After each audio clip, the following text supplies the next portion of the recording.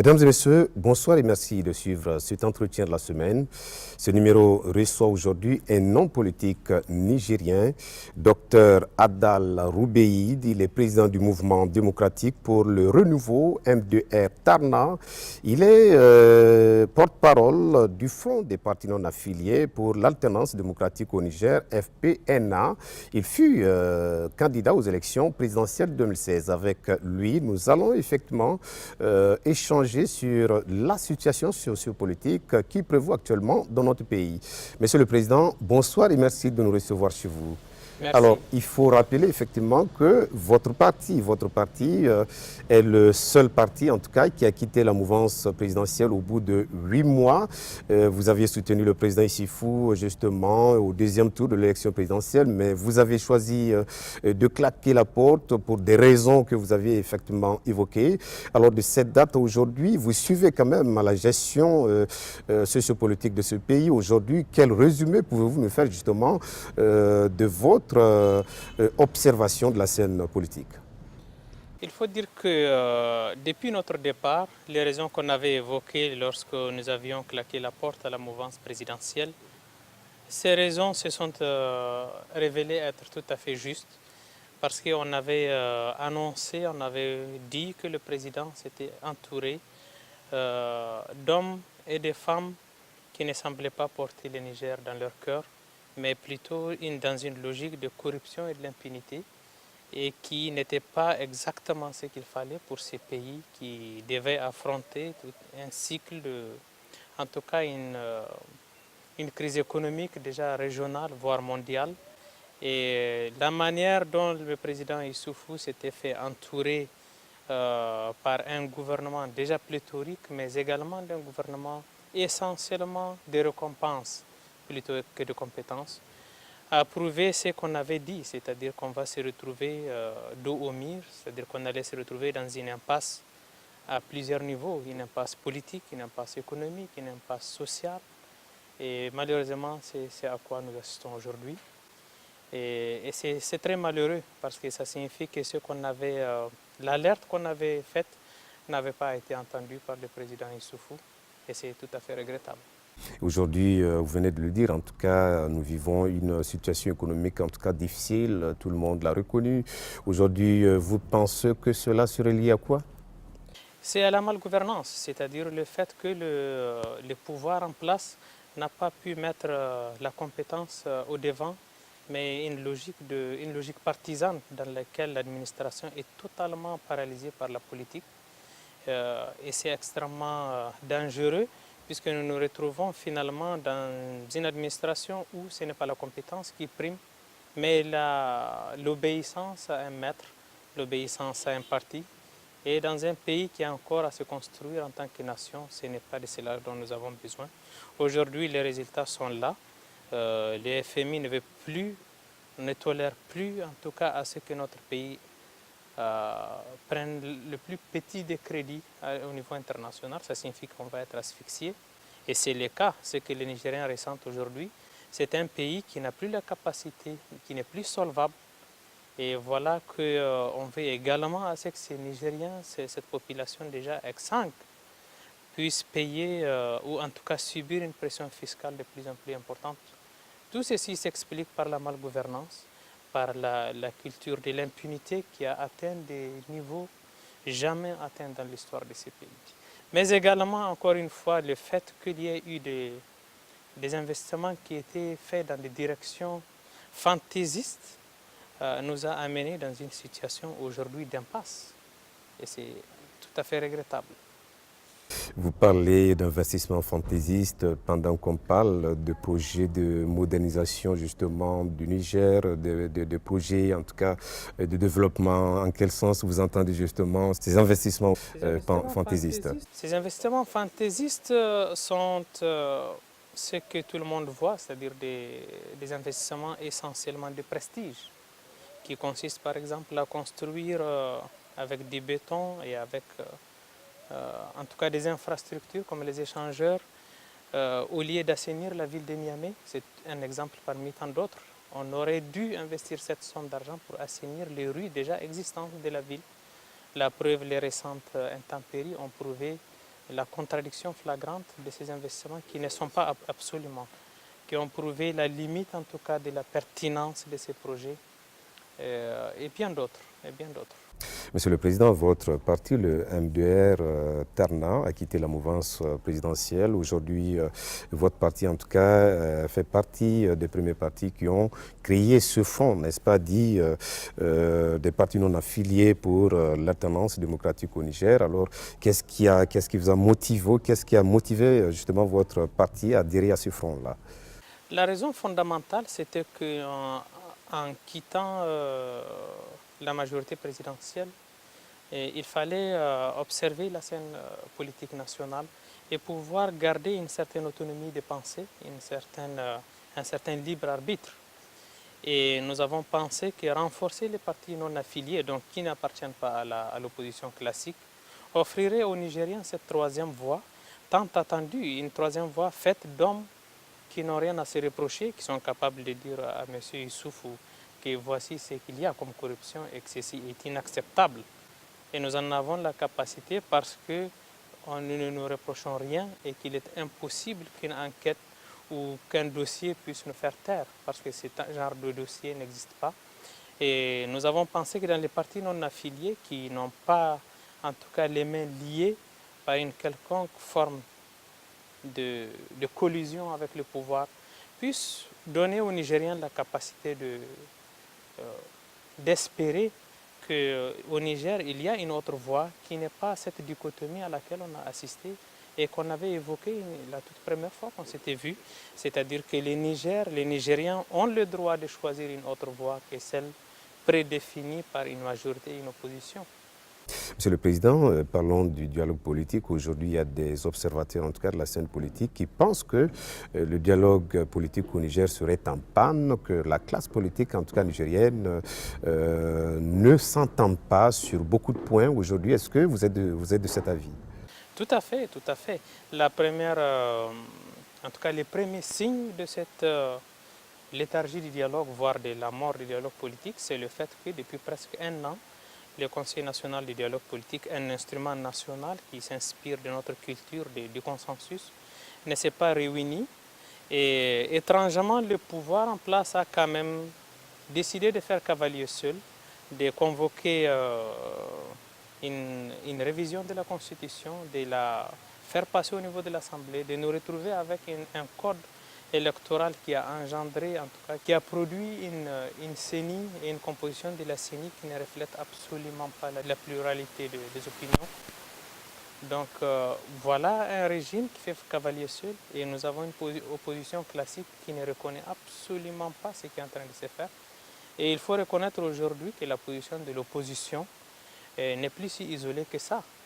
Les Nigériens, dans leur ensemble, constatent un échec de la gouvernance de M. Issoufou. Et ceci, il faut avoir le courage de le dire. Et encore une fois, il ne s'agit pas seulement de protester. Il faudra qu'on puisse proposer quelque chose. Devant une impasse, une nation ne s'arrête pas. Il faudra qu'on se dépasse nous-mêmes et qu'on puisse trouver le moyen de sortir de cette impasse qui, à très court terme, peut dégénérer et nous amener vers le chaos. Oui, justement, vous avez parlé des réformes, en tout cas, qui ont été apportées au niveau de la Constitution, qui a accouché, comme vous venez de le dire, en tout cas, d'une CENI et d'un code électoral.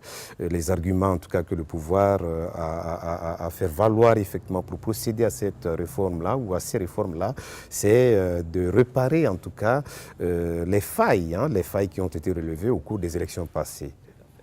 Tout à fait. Mais les arguments soulevés, en particulier en ce qui concerne certaines dates, certaines échéances pour permettre à ceux qu'il y ait un deuxième tour et aussi pour permettre à ceux qui avaient des inquiétudes de pouvoir s'adresser à la Cour constitutionnelle. C'était des arguments que toute la classe politique nigérienne partage. Mais le problème n'est pas là. Le problème, c'est que on s'est retrouvé à modifier le code électoral et à nous faire croire que et le fichier électoral et la loi électorale n'étaient pas valables alors qu'ils ont permis de placer le président à la magistrature suprême et de faire une assemblée nationale. Comment pourrions-nous comprendre si ce n'est qu'il y a une intention cachée qu'une loi et un fichier électoral qui ont permis d'avoir un président et une assemblée nationale ne puissent pas permettre de faire les élections locales. La vérité, c'était que les élections locales ne pouvaient pas être manipulées comme on pouvait manipuler les élections au niveau législatif et présidentiel. Donc, l'argument n'était pas suffisant. Et encore qu'on pouvait s'entendre sur cet argument, mais la question, c'est de savoir qu'est-ce que le régime veut.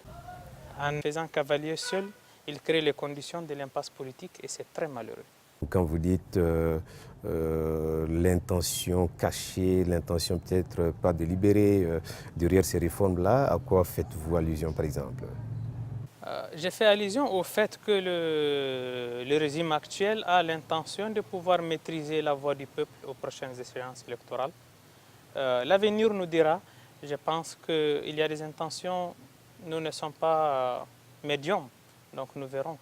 Est-ce que le Front a pu réagir justement lorsqu'il s'était agi de cette question, en tout cas qui a fait beaucoup de polémiques dans notre pays, la révision, les réformes apportées au niveau de la Constitution?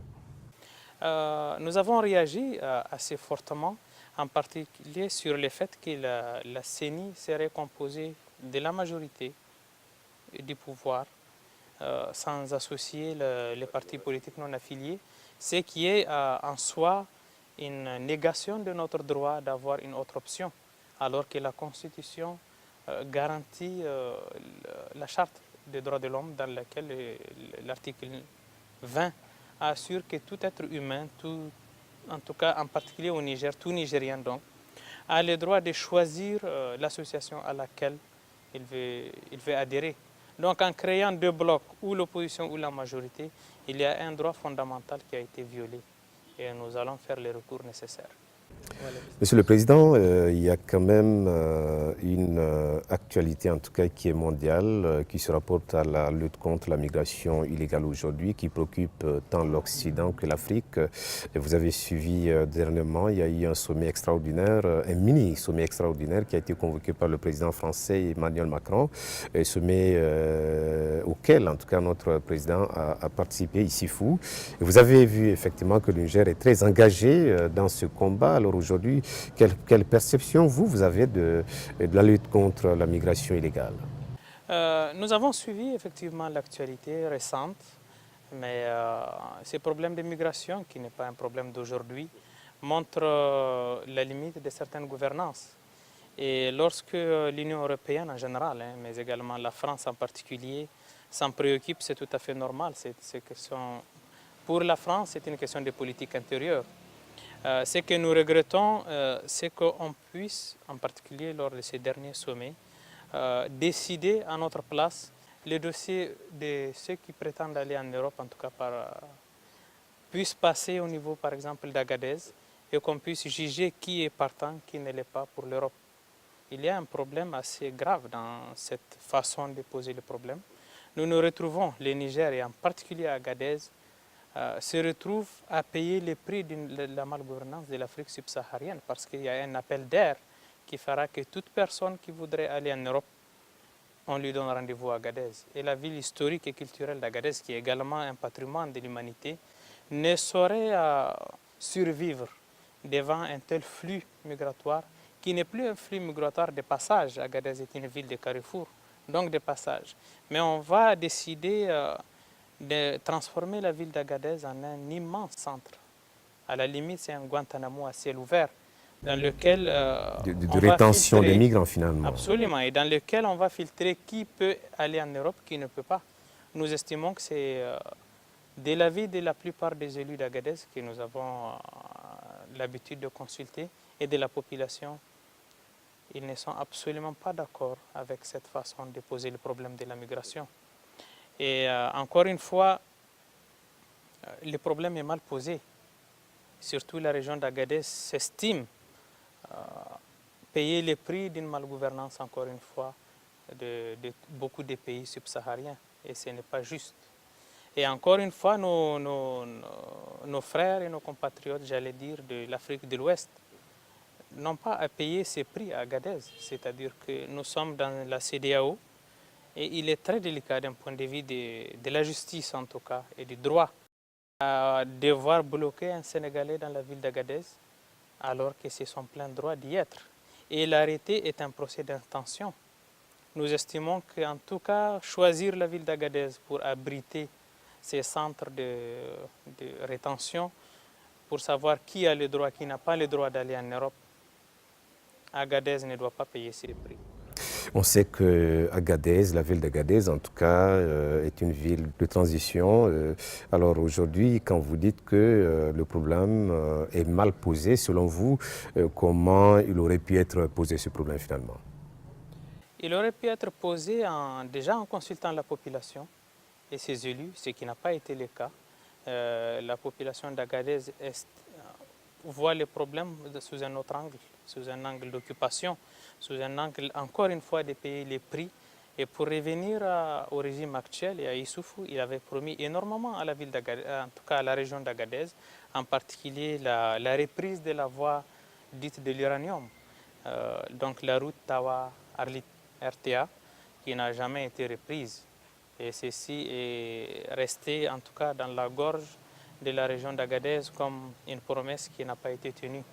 Et c'est tout à fait regrettable lorsqu'on voit que de manière tout à fait fantaisiste, le même président a décidé de faire une voie ferrée entre la ville de Niamey et de Dosso sans aucun intérêt et sans aucune pertinence, en tout cas à nous autres aux personnes rationnelles. Donc ceci est vécu comme étant quelque chose de fantaisiste, de prestige, alors que la route entre Tawa et Arlit aurait permis de servir la nation nigérienne largement plus qu'une voie ferrée qui ne mène ni à une mine ni à un port. Monsieur le Président, votre parti, le MDR Ternant, s'apprête à tenir, ce serait en tout cas du 12 au 13 septembre à Agadez, sa première conférence des cadres du parti. Est-ce qu'on peut savoir en tout cas ce qui sera débattu au cours de cette conférence?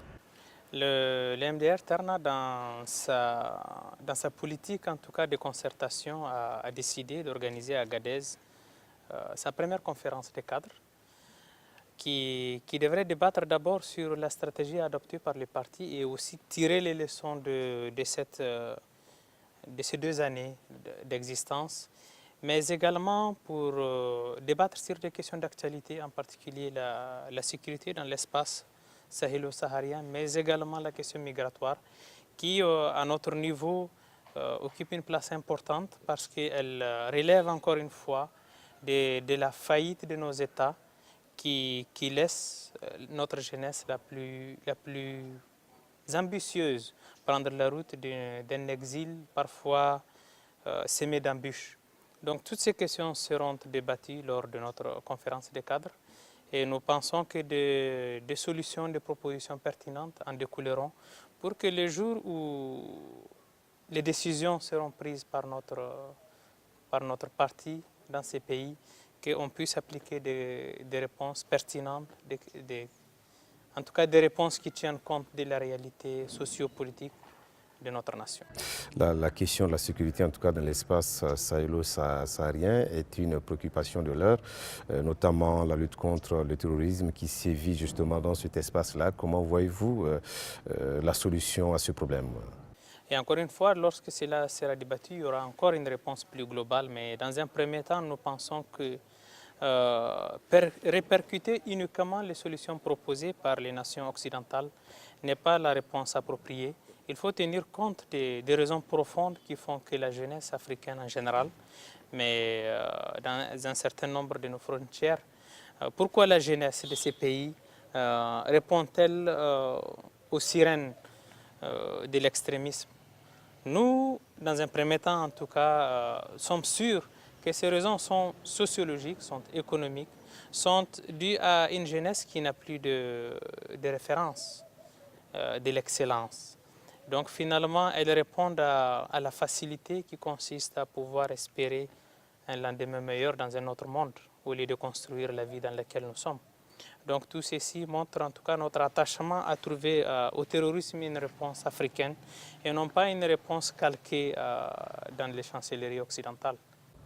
Pour revenir à la question de la migration illégale, pour justement parler de l'engagement de notre pays, celui du président Issifou, il le justifie par deux questions. Il a dit la première, elle serait morale, et puis la seconde, elle serait d'ordre sécuritaire. Est-ce que cela ne vous dit pas quelque chose?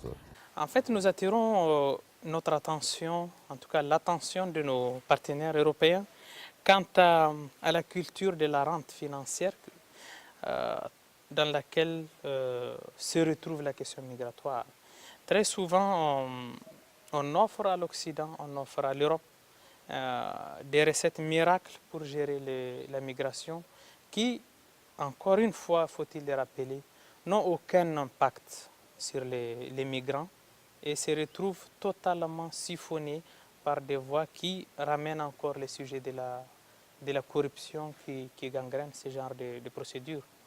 La question migratoire est une question morale, c'est une question à laquelle la réponse n'est absolument pas simple. Et ce n'est pas en transformant la République du Niger en gendarme de l'Europe qu'on pourra les résoudre.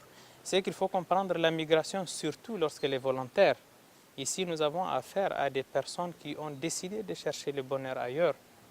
Et ceux qui le font passer n'ont pas de problème de conscience parce que les personnes qu'elles transportent sont des volontaires. Ce n'est pas la même chose lorsque la traite des personnes qui quittent par exemple l'Asie sont parquées dans des conteneurs malgré elles. Ici, nous avons à gérer une question humaine et d'espoir. Nos compatriotes ou nos frères africains qui viennent des pays de l'Afrique de l'Ouest ou du centre n'ont qu'un seul objectif, vivre mieux et vivre un rêve. Donc ce n'est pas en bloquant la voie d'Agadez qu'on va bloquer leur ascension vers l'Europe. C'est beaucoup plus profond. Et encore une fois, ça ramène le sujet de la malgouvernance des nations subsahariennes, qu'il faudra plutôt donc aider dans ce sens. Avoir des institutions fortes dans nos pays nous permettra de mieux gérer cette question, au lieu de la transformer en une question brutale et dans laquelle la répression est la solution retenue. Monsieur le Président, j'aimerais revenir à vous, à votre personnalité. Vous vous êtes présenté en 2016. Est-ce que vous comptez vous présenter ou vous représenter en 2021? Le temps nous permettra de répondre à cette question. Pour le moment, ce qui nous préoccupe, c'est des questions très urgentes, à très court terme, de comment le Niger va survivre à cet état d'esprit, à cet état de fait dans lequel nous nous trouvons, c'est-à-dire un pouvoir qui n'écoute plus, en tout cas qui n'est plus ouvert au dialogue, et à une opposition qui, elle aussi, a des positions assez rigides. La question qui me préoccupe maintenant, ce n'est pas une question d'élection présidentielle, c'est une question de survie nationale, c'est une question existentielle. Allons-nous survivre à cette impasse? C'est vraiment la chose qui m'inquiète le plus. Et encore une fois, il faut que nous puissions offrir aux Nigériens de l'espoir. Aujourd'hui, c'est quelque chose qui n'est pas à l'ordre du jour. Il n'est un secret pour personne que nous faisons fausse route aujourd'hui. Et le président, peut-être qu'il n'en est pas conscient, mais la réalité est là. Le Niger va très mal et sa jeunesse souffre. Et la rentrée prochaine, la rentrée scolaire, prouvera encore une fois que certaines décisions prises avant les vacances, l'évaluation des enseignants, risquent d'avoir des répercussions éminemment plus graves que celles d'avoir des enseignants dont le niveau est discutable. Donc c'est plutôt à ce court terme que nous nous focalisons. Et en particulier, nous dépensons notre énergie pour avoir ou instaurer un climat de dialogue politique. Nous nous attelons à cela. Monsieur le Président, votre mot de la fin? Et encore une fois, c'est toujours les mêmes mots, c'est-à-dire nous demandons à la jeunesse nigérienne en général et au peuple nigérien de tous ceux qui aspirent à ce que ces pays soient construits comme une nation, de ne plus rester dans leur isolement et qu'on converge vers quelque chose et qu'on puisse manifester que l'impunité et la corruption ne peuvent pas être des voies. Ce sont des contre-valeurs qui vont nous amener certainement vers une impasse encore plus grande aujourd'hui.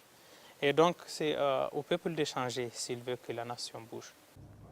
Merci, Monsieur le Président, pour cet entretien que vous avez bien voulu nous accorder. Chers téléspectateurs de Canal 3 Niger, nous sommes à la fin de cet entretien de la semaine. Nous recevions pour vous Monsieur Adal Roubeïd, il est président du Mouvement démocratique pour le renouveau, MDR Tarna. Il est porte-parole du Front des partis non affiliés pour l'alternance démocratique au Niger. Vous nous aviez suivis, nous avions en tout cas échangé sur la situation sociopolitique de notre pays. Merci de l'avoir suivi, ce serait à la prochaine.